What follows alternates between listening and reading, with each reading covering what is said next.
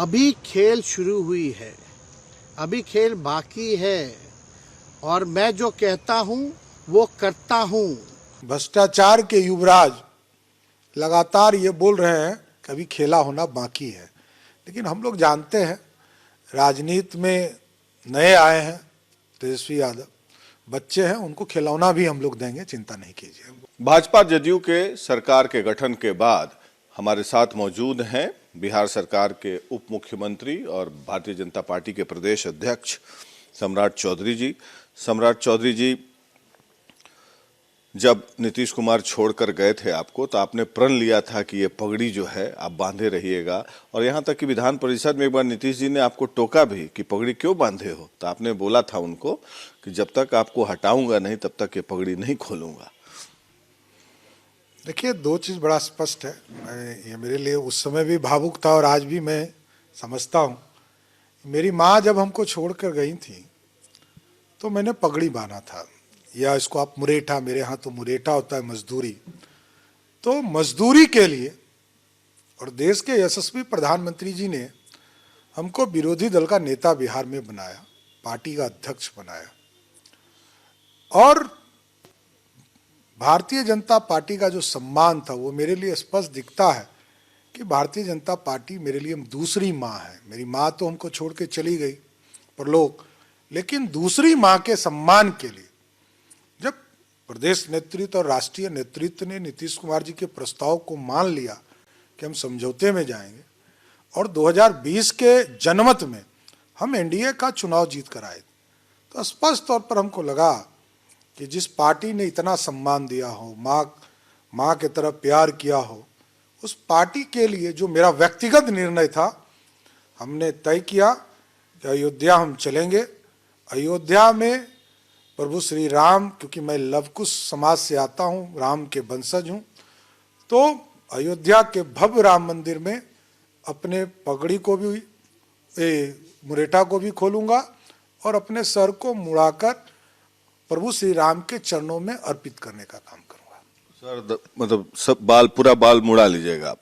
तो ये तो चलिए ठीक है, ये हो गई बात। ये जो पहले से चल रहा था कि दरवाजे बंद हैं, खिड़की बंद हैं, सब लोग बोल रहे थे, लेकिन अचानक से क्या ऐसी बात आ गई तुरंत 2-4 दिन में कि फैसले हो गए और तुरंत आप लोग गए, दिल्ली बुलावा आया, फिर सरकार का गठन हो गया, नीतीश जी इधर आ गए। नीतीश जी को क्या दिक्कत हो गई थी वहाँ? देखिए, पूरी तरह राजद के लोग, नीतीश जी को ऐसे पुराना अनुभव था, वो जान रहे थे, तो भी जो स्थिति उत्पन्न हुई, एक तो जेडीयू को लगातार लोग तोड़ना चाहते थे, विकास को बाधित करना शुरू किए, भ्रष्टाचार बढ़ रहा था, लोग अत्याचार करने का प्रयास कर रहे थे, तो जो स्थिति उत्पन्न हुई उसमें बिहार भाजपा के लिए एकदम स्पष्ट संदेश था कि बिहार को बचाना है, बिहार के विकास की गति को बढ़ाना है, बिहार के विकास को रुकने नहीं देना है।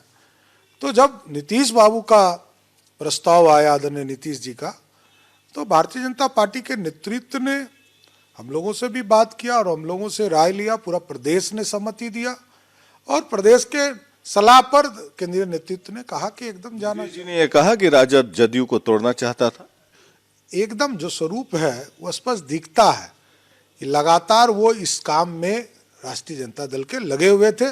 इसलिए आज देखते होंगे आप रोज कि भ्रष्टाचार के युवराज लगातार ये बोल रहे हैं कि अभी खेला होना बाकी है, लेकिन हम लोग जानते हैं राजनीति में नए आए हैं तेजस्वी यादव, बच्चे हैं, उनको खिलौना भी हम लोग देंगे, चिंता नहीं कीजिए। उनको खिलौना दीजिएगा। वो बोल रहे हैं खेल तो अभी शुरू हुआ है, और वो गिना रहे हैं कि जैसे कि उन्होंने तमाम योजनाओं को यहाँ पर क्रियान्वयन किया, नौकरी दी, खेल के लिए किया।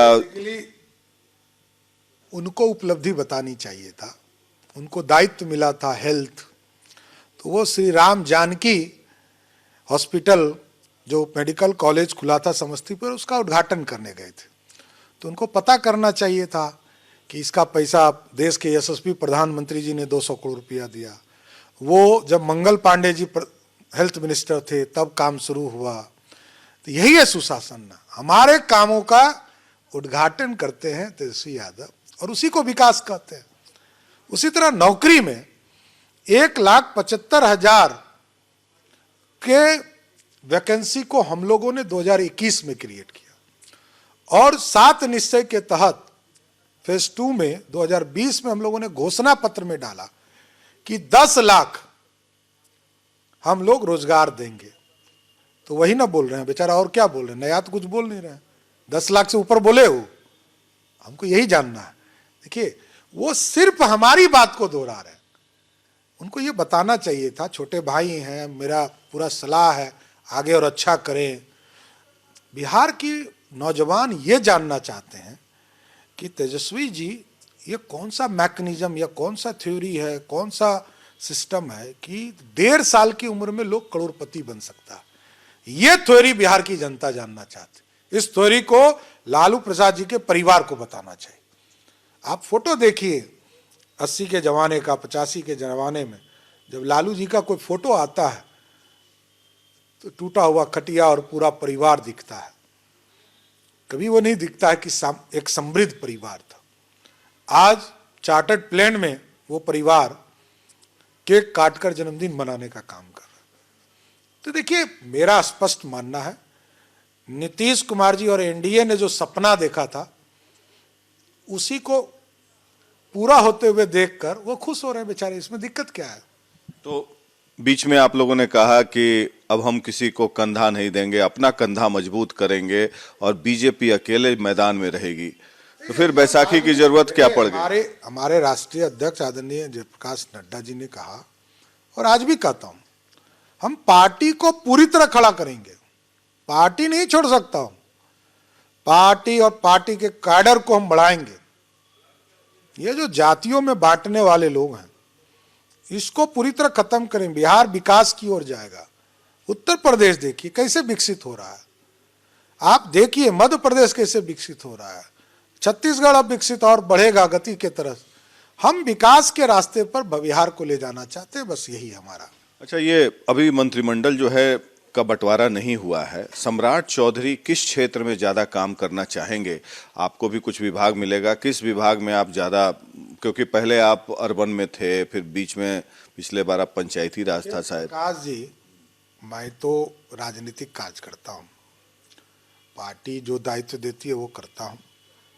मैं कृषि में काम कर चुका, अर्बन में काम कर चुका, माइंस में काम कर चुका, योजना में काम कर चुका, पथ निर्माण में काम कर चुका, आपको पंचायती राज में काम कर चुका।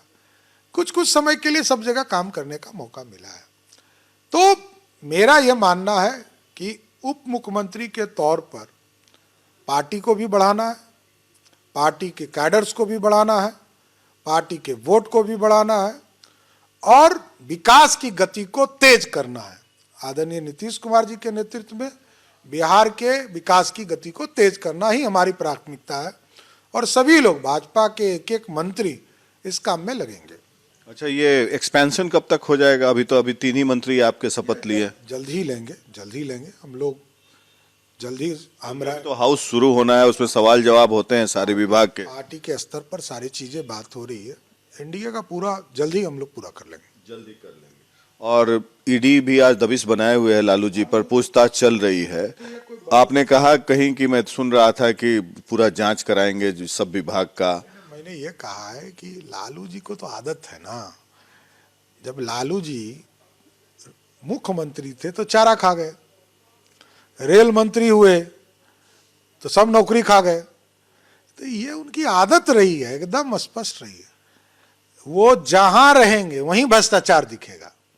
आप तो उनकी पार्टी में रहे हैं, नजदीक से जान। तो उस दिन रहा हूं जब लालू जी का पूरा परिवार हार गया था और मैं जीत के आया था।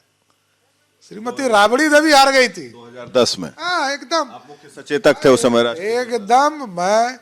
मैं को लालू यादव जी ने जेल भिजवाया, जेल भिजवाकर। कब जेल भिजवाया?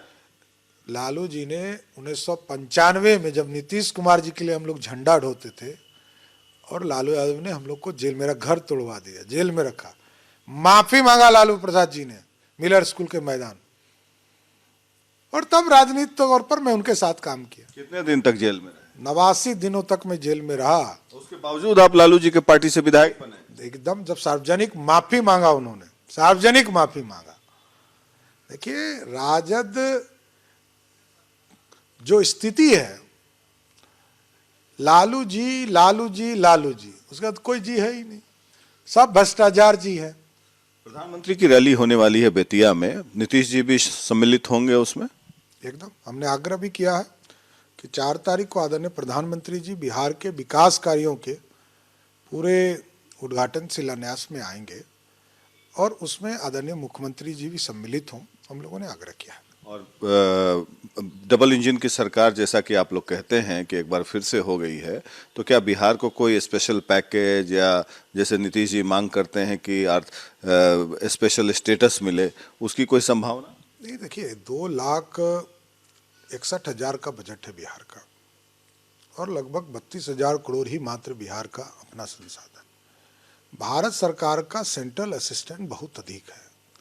भारत सरकार इतना पैसा बिहार को दे रही है कि आप सोच ही नहीं सकते हैं। बिहार को विकास के लिए पूरी राशि है, 32,000 करोड़ में तो शिक्षा विभाग का एक बजट 40,000 करोड़ का है।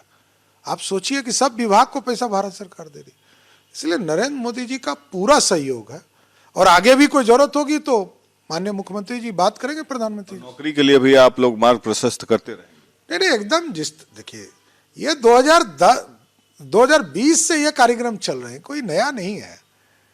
बच्चे को पता नहीं है, बच्चे को। मेरा आखिरी सवाल है कि आप तो क्रिकेट के अच्छे खिलाड़ी हैं और मुझे भी खेल में रुचि है। खेल में बिहार में उतना विकास नहीं हुआ है, ना स्टेडियम बना, ना कुछ इंफ्रास्ट्रक्चर है। और मैं आपको याद दिलाता हूं 12 साल पहले हम लोगों ने एक सेंचुरी पार्टनरशिप भी की थी। तो क्या खेल के लिए क्या करेंगे? जरूर जरूर एकदम प्रयास करूंगा, माननीय मुख्यमंत्री जी से भी आग्रह करूंगा। मेरा मानना स्पष्ट है कि क्रिकेट के मामले में बिहार सरकार को हस्तक्षेप नहीं करना चाहिए। मैं जरूर आग्रह करूंगा माननीय मुख्यमंत्री जी कि जब हम खिला नहीं सकते तो स्टेडियम बना के क्या करेंगे।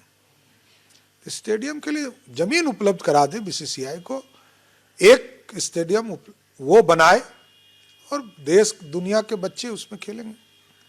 ये थे सम्राट चौधरी, अपनी पगड़ी जो है वो अयोध्या में वहाँ श्री राम मंदिर में जाकर वो वहाँ पर उतारने का काम करेंगे, ये बोल रहे हैं। वहाँ पर जाएंगे और वहाँ पर उसके बाद सिर भी मुड़वाएंगे और तमाम विकास की योजनाओं पर इन्होंने बातचीत की और साथ साथ ये भी कहा कि भाजपा जदयू की सरकार मजबूती से बिहार के विकास के लिए काम करेगी।